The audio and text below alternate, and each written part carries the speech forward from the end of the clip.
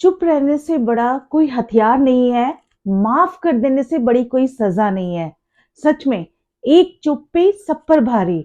तो आज हम इसी विषय पर चर्चा करेंगे कि हमें किन-किन परिस्थितियों में चुप रहना चाहिए, अपनी जुबान पर ताला लगा लेना चाहिए।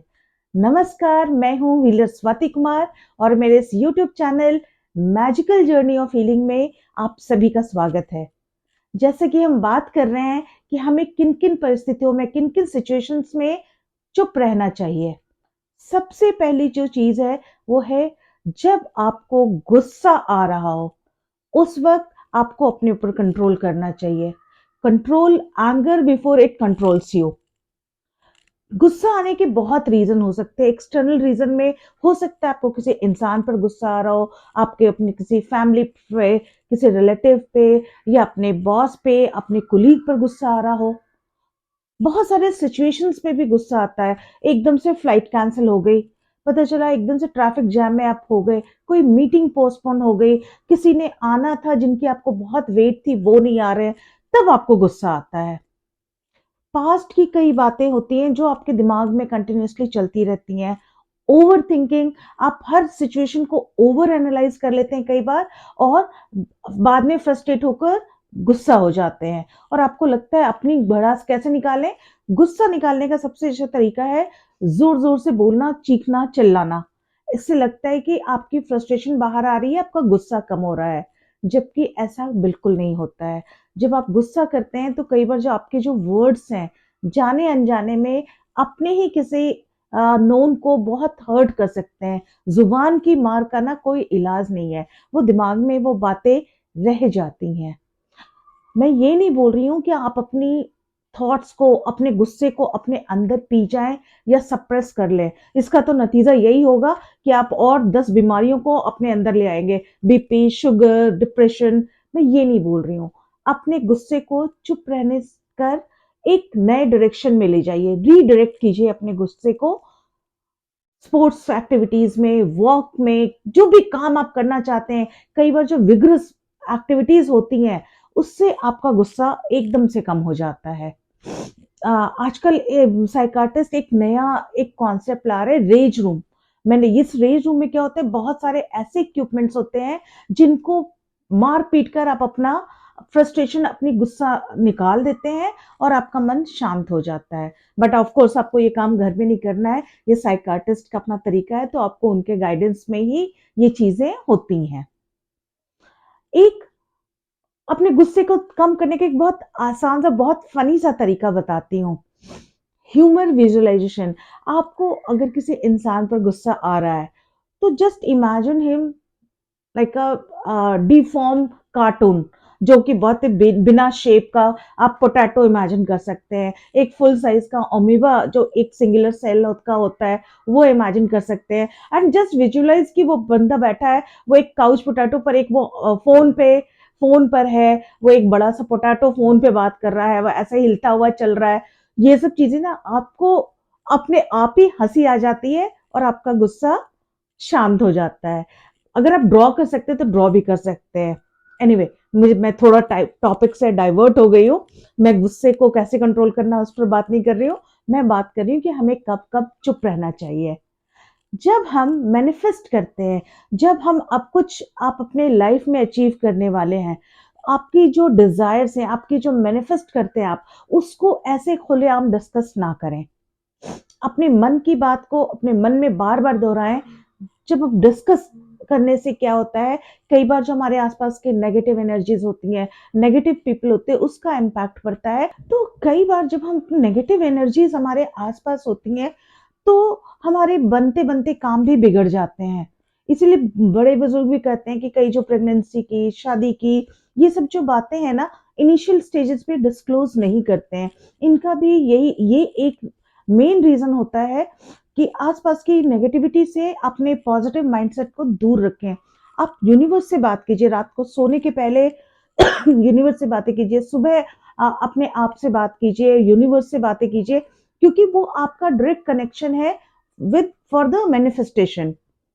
ठीक है, किसी भी इंसान से अगर आप बार बार कोई चीज डिस्कस करते हैं, तो उस काम के पूरा होने के चांसेस थोड़े से कम हो जाते हैं। अब इसके बाद एक और है जब हमें चुप रहना चाहिए। जब आपके किसी अपने से आपकी कॉन्फ्लिक्ट हो, लड़ाई हो जाए, थोड़ी देर चुप होकर सामने वाले की बात को सुनिए। उनको भी लगेगा कि उनको सुना जा रहा है, वो अपने मन की पूरी बात जब बोल देंगे, तो शांत होकर वो आपकी बात को भी सुन पाएँगे। सामने वाले को भी लगना चाहिए कि हाँ, कोई उनको सुन रहा है। आधा गुस्सा, आधी लड़ाई वहीं सॉर्ट आउट हो जाती है। अगर हस्बैंड वाइफ में लड़ाई है, तो इट इज़ ऑलवेज़ सेड कि एक बोलेगा तो एक चुप रहेगा। जो एक बहुत फेमस बुक है मैन फ्रॉम मार्स, उसमें भी ये लिखा हुआ है कि कई बार जो फीमेल होती हैं, जो वुमेन होती हैं, उनको ये लगता है कि वो जो बोल रहे हैं वो कोई सुन ले। मैंने अपने पहले के वीडियो में भी बताया कि वो सिर्फ ये चाहते हैं कि आप उनकी बात को सुन ले। उन्हें सजेशन नहीं चाहिए, उन्हें सॉल्यूशन नहीं चाहिए, बस एक कोई सुनने वाला चाहिए। तो चुप रहना यहाँ पर बहुत ही ज़्यादा फ़ायदेमंद होता है। प्रोफेशनल लाइफ में जब आप किसी बड़े-बड़े डील्स में नेगोशिएट कर रहे हैं, कुछ बड़े-बड़े आपके नेगोशिएशन चल रहे हैं, उस वक़्त आप अपना प्राइस बोलकर, आप अपने टर्म्स बोलकर 2 मिनट के लिए चुप हो जाइए। जो सामने आपके साथ नेगोशिएट कर रहा है, silence is the most powerful weapon. वो अपने आप ही सोचने पर, अपने आप को रीइवैल्यूएट करने पर मजबूर हो जाता है। ये सब साइकोलॉजिकल फैक्ट्स हैं, जो प्रैक्टिकली होते हैं और आपकी बात हमेशा मानी जाती है इन जगहों पर। इन चीज़ों को प्रोफेशनल लाइफ में ट्राई किया जा सकता है। थोड़े दिनों पहले मैं एक वर्ल्ड नोन स्पीकर की वो जो ट्रिक्स बता रहे थे कि अगर आपको स्टेज पर बोलना है तो किन-किन चीज़ों का ध्यान रखना है। तो उन्होंने एक बड़ी अच्छी-सी ट्रिक बताई थी कि when you go on stage, stage पर जाकर आप माइक लेकर 30 सेकंड्स के लिए बस चुप हो जाइए और सामने अपने ऑडियंस को देखिए। बिल्कुल शांति हो जाएगी, बिल्कुल सन्नाटा छा जाएगा। ये उनके वर्डिक्ट से और ये प्रैक्टिकली ये हमेशा अपने हर प्रेज़ेंटेशन के पहले ये स्पीकर ये काम करते थे। ये बहुत अच्छी-सी ट्रिक है, जब चुप रहना आपको कुछ न कुछ सिखा देता है, सामने वाले के ऊपर एक बहुत अच्छा इन्फ्लुएंस जाता है इसका। कुछ लोगों के ट्रिगर पॉइंट्स होते हैं, जब उन लोगों के ट्रिगर पॉइंट्स आपको पता है, उस वक़्त चुप रहना चाहिए। हो सकता है पॉलिटिक्स को लेकर हो, कोई अच्छा कुक नहीं हो, हर कोई अच्छा खाना नहीं बना सकता है और उसको ये बात पता है, उसके खाने के बारे में किसी तरीके के कमेंट करने से बचें, उस वक़्त चुप रहें। किसी की फ़िज़ीक को लेकर हेरिडिटी ऐसी होती है कि लोग चाहकर भी अपने मनचाहे शेप में नहीं आ पाते या लोग उनका मज़ाक बनाते हैं। किसी भी तरीके की बॉडी शेमिंग या मज़ाक बनाने में किसी का साथ मत दें, उस वक़्त आप चुप रहें। उनके ट्रिगर पॉइंट को समझें और कोई पुरानी बचपन की यादों को लेकर बार-बार किसी का मज़ाक बनता है, उन चीज़ों में आप थोड़ा साइड रहें, वहाँ पार्टिसिपेट करने की ज़रूरत नहीं है क्योंकि यहाँ कहीं न कहीं किसी के इमोशंस हर्ट हो रहे हैं। कई बार ऐसा भी होता है कि लोग आपसे मज़े लेने के लिए आपको प्रोवोक करते हैं कि आप बोलो और वो एक चुगली करके, एक अननेसेसरी का एक सीन क्रिएट करके वो आपको बहुत ज़्यादा प्रोवोक करें कि आप बोलोगे, लड़ाइयाँ होंगी और वो आपको इन चीज़ों के लिए प्रोवोक करते रहते हैं। ऐसे लोगों से बचें। ऐसी सिचुएशंस ग्रुप में कई बार आती है कि आपको किसी सिचुएशन के बारे में बहुत अच्छे से पता नहीं, लोग बात कर रहे हैं, ज़रूरी नहीं है कि आप उस वक़्त अपने एक्सपर्ट कमेंट्स दें। आप चुप रहकर भी उनके साथ हो सकते हैं। एक हमारे इंडिया में ये बहुत कॉमन है कि जहाँ कोई बीमार हुआ लोग उनको देखने आए, हर कोई देखने आता है तो उनके साथ उनके कुछ घरेलू नुस्खे, उनके कुछ सजेशन साथ में आते हैं। भई जो बीमार है उसके घर वाले ऑलरेडी उनका बहुत ध्यान रख रहे हैं। कभी-कभी उनको आपके सजेशन की ज़रूरत हो सकती है, लेकिन बिलीव यू मी ऐसा बहुत बार होता है जो कि हम लोग प्रैक्टिकली लाइफ़ में मज़ाक बनाते हैं। वो आया, उनके साथ उनके 2 सजेशंस आए, दूसरे देखने वाले आए, उनके साथ उनके 2 सजेशंस आए। तो बोलने के पहले 10 बार सोचिए कहाँ बोलना है, क्या बोलना है, कितना बोलना है। आपकी जो वर्ड्स हैं, वो आपके रिफ्लेक्शन हैं। मैं ये कभी नहीं बोलती हूँ कि अपने आप को एक्सप्रेस मत कीजिए, बिल्कुल कीजिए।